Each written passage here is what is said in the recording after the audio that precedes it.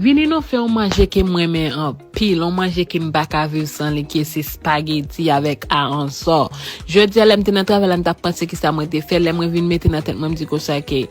moi gen aranso la kala et plus moi gen spaghetti, so moi lui faire un spaghetti avec aranso. Et puis tout, manger ça son manger que moi ka fait moins non, moi ka fait dans moins que 30 minutes, que on manger qui pas pour moi pile temps qui pour moi faire. Moi mais l'aime faire spaghetti moi toujours pile aranso moi avec l'ail que li ba li plus goût et puis tout m'te gita mettre de l'eau spaghetti à bouillir et puis tout moi mettre hot dog la fouille moi mettre un petit tomate après ça moi mettre en soir dans spaghetti dans pour le fouille après ça mettre un petit épice après moi mettre un petit épice après ça mettre un petit tomato sauce après ça moi mettre de l'eau moi mettre bouillir spaghetti là dedans timon là moi dit nos spaghetti ça tellement bon. Et là pour nous ta goûter spaghetti ça